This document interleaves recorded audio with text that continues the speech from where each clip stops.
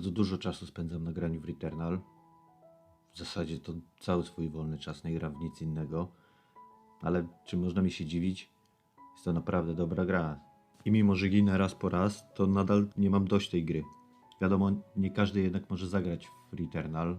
Konsol PlayStation 5 jest jak na lekarstwo. A poza tym, jak już ktoś ma, no to nie oszukujmy się, gra do najtańszych nie należy. Dlatego jeżeli chcielibyście zagrać w Returnal, ale nie możecie, bo nie macie właśnie konsoli, albo gra okazała się dla was zbyt droga, oto 4 gry podobne do Returnal, ale tańsze i na PlayStation 4. Numer 1. Alienation. Dynamiczna, pełna akcji, latających pocisków i oczojebnych wybuchów strzelanka z izometrycznym widokiem. Ta dyskotykowa oprawa jest jedną z cech rozpoznawczych Housemarque i Returnal też czasem może przyprawić o oczopląs. Returnal w ogóle czerpie sporo z poprzednich produkcji, np. daszowanie czy przyspieszanie przeładowania. No, ale wróćmy do Alienation. Na początku gry wybieramy jedną z 3 klas postaci i ruszamy do walki z hordami obcych. Każda z klas ma unikatowe zdolności, przez co granie nimi wygląda trochę inaczej. Podczas rozgrywki możemy mieć do 3 broni naraz, podstawową, podręczną oraz ciężką, a także przedmiot dodatkowy, np. granat czy bumerang. Typów broni nie ma za dużo, ale każdą broń możemy modyfikować, zmieniając jej statystyki i dodając różne efekty wystrzału. A więc biegamy, strzelamy, daszujemy, zbieramy sprzęt i strzelamy dalej. Czego tu nie lubić? Dodam także, że w Alienation można grać w multiplayerze. Mogą to być znajomi, ale równie dobrze i obcy gracze. Zwróćcie uwagę na ten fakt, zaczynając misję, bo może się zdarzyć, że chcecie pograć solo albo z samymi znajomymi, a tu nagle pyk i ktoś obcy wam się przyłącza do gry. Jest to bardzo dobra gra, mam w nią przegrane jakieś 60 godzin łącznie i nadal lubię sobie do niej wrócić od czasu do czasu. Regularna cena Alienation to 84 zł, ale gra bardzo często pojawia się w różnego rodzaju promocjach na PlayStation Store i najniższa cena, w jakiej można było tą grę nabyć, to 21 zł. Grzech nie skorzystać.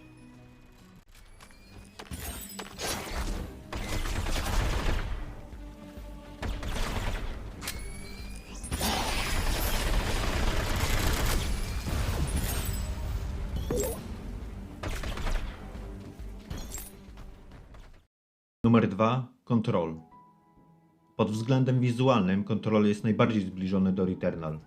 W obu przypadkach mamy do czynienia bowiem z trójwymiarową grą TPP, czyli dla niewtajemniczonych z widokiem zza pleców. W obydwu grach kierujemy poczynaniami bohaterki i każda z nich korzysta z broni palnej. I w końcu w obu tych grach klimat jest dość mroczny, w każdej na swój sposób.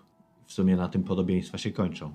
Returnal swoim klimatem kojarzy się bardziej z filmami z serii Alien. Z kolei Control czerpie swoje inspiracje z twórczości Davida Lyncha, a w szczególności z Twin Peaks. Dziwne wydarzenia z dzieciństwa i zniknięcie brata głównej bohaterki Jess Faden doprowadziły ją na trop tajemniczej organizacji, Federalnego Biura Kontroli i do miejsca jej urzędowania, najstarszej siedziby.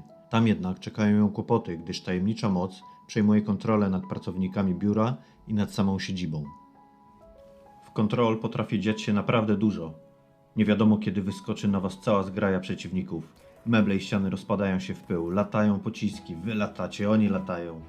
Normalnie Armagedon, bo w Control, oprócz dziwnego, zmiennokształtnego pistoletu, możemy korzystać również z mocy parapsychicznych, lewitacji, telekinezy, a nawet kontroli umysłu. Ale są też momenty, czasami przedłużonego spokoju, gdzie biegacie po korytarzach, zastanawiając się co dalej. Bywa to czasem nużące, ale zawsze jest coś ciekawego do znalezienia.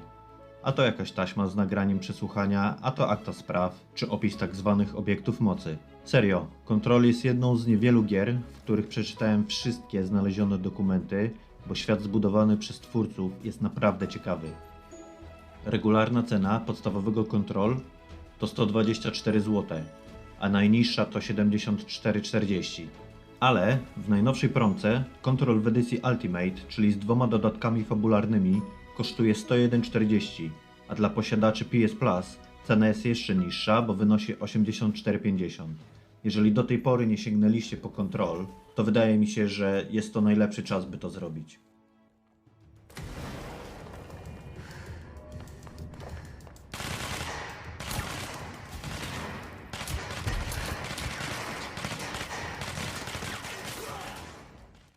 Numer 3. Dead Cells. Zanim pojawiło się Returnal, Dead Cells było moją ulubioną grą typu roguelike, czyli taką, w której poziomy są generowane mniej lub bardziej losowo, a nasz bohater ma tylko jedno życie. Fakt może się odrodzić, ale wiąże się to z utratą zebranych wcześniej przedmiotów. Chociaż i to nie do końca. W każdym razie, w Dead Cells gramy galaretowatą mazią, która przejmuje zwłoki i za ich pomocą próbuje wydostać się z lochów. Brzmi dziwnie, wiem, ale jest to wstęp do świetnej, dwuwymiarowej platformówki. Jest tu cała masa broni i przedmiotów do odkrycia, rzesze przeciwników do pokonania i kilometry korytarzy i komnat do przejścia. Za pokonanych przeciwników dostajemy tak zwane ogniwa, za które z kolei możemy odblokować nowe typy wyposażenia, jeżeli wcześniej udało nam się zdobyć ich plany. I dzięki temu to wyposażenie będzie pojawiać się losowo w dalszej części gry. Część wyposażenia jednak jest stała, jak na przykład pojemnik na uzdrawiający płyn czy plecak i po jego zakupieniu możemy go używać nawet po śmierci bohatera. Brzmi skomplikowanie, ale tak nie jest. Ale to jeszcze nie wszystko. Zbieramy również pieniądze, które możemy przeznaczyć na zakup lub ulepszenie wyposażenia oraz kupić do 3 mutacji, zdolności ułatwiających nam przechodzenie kolejnych etapów. Jest tu tego naprawdę dużo i każdy znajdzie coś dla siebie. Czy jest zwolennikiem walki na dystans, czy w zwarciu, czy też mieszanki obu tych technik. Wartka akcja, masa znajdziek, świetny klimat i barwna grafika 2D przykują Was do ekranów na długie godziny. I mimo, że Dead Cells na Playaka trafiło w 2018 roku, jej twórcy do tej pory wypuszczają tak darmowe, jak i płatne dodatki, które wydłużą Wam czas zabawy. Podstawowa wersja gry kosztuje normalnie 99 zł, a jej najniższa cena w jakiejkolwiek promocji wyniosła 49,50. Rozglądajcie się więc uważnie, bo koło tej gry nie warto przychodzić obojętnie.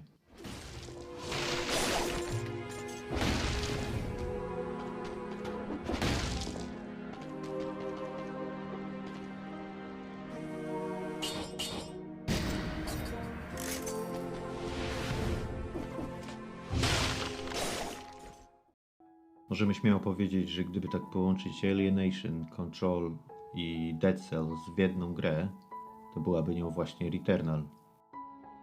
I na zakończenie jeszcze jeden tytuł. Numer 4. Risk of Rain 2. Na Risk of Rain 2 trafiłem stosunkowo niedawno, choć gra jest dostępna na PlayStation 4 od zeszłego lata. Z tych 4 gier, Risk of Rain 2 jest chyba najbardziej zbliżone do tego, co możemy zobaczyć w Returnal. Jest grafika 3D, choć w tym przypadku bardziej komiksowa, jest mechanika roguelike, kupa sprzętu i potwory. Lądujemy na obcej planecie i od razu rozpierducha. Ta gra nie da wam odetchnąć. Strzelamy więc do potworów, szukając portalu do kolejnego etapu i starając się przetrwać jak najdłużej. W międzyczasie, za kasę wypadającą z pokonanych wrogów, kupujemy przedmioty, które pomogą nam przejść jak najdalej. Jednak po wejściu w portal nasz zapas sprzętu i pieniędzy zeruje się i zbieramy od nowa. Co nie znaczy, że jest łatwiej, bo licznik poziomu trudności powoli, ale nieubłaganie idzie do przodu. Trzeba się więc spieszyć z przechodzeniem kolejnych etapów, by dojść jak najdalej. Na początku mamy dostęp tylko do jednego bohatera, ale z biegiem czasu i wykonywaniem określonych zadań zdobywamy nowe postacie, które znacząco zmieniają przebieg rozgrywki, jako że każda z nich ma tylko sobie dostępne bronie i umiejętności. Risk of Rain 2 stawia na bardziej komiksowe rozwiązania, nie musimy się więc martwić o amunicję. Nasza broń ma jej nieskończony zapas. Jedynie strzały alternatywne oraz zdolności mają licznik czasu odnawiania się, więc trzeba chwilkę poczekać, zanim znowu będziecie mogli przywalić jakiejś kreaturze z grubej rury. Podobnie jak w Alienation, w Risk of Rain 2 można grać w multiplayerze. Nie zapomnijcie więc zaprosić swoich znajomych do tego pełnego niebezpieczeństw świata. Regularna cena Risk of Rain 2 to 99 zł, ale najniższa, w jakiej można było ją dostać, to 39,60. Jeżeli lubicie gry roguelike osadzone w kosmosie z lekkim przymrużeniem oka, to koniecznie sięgnijcie po ten tytuł.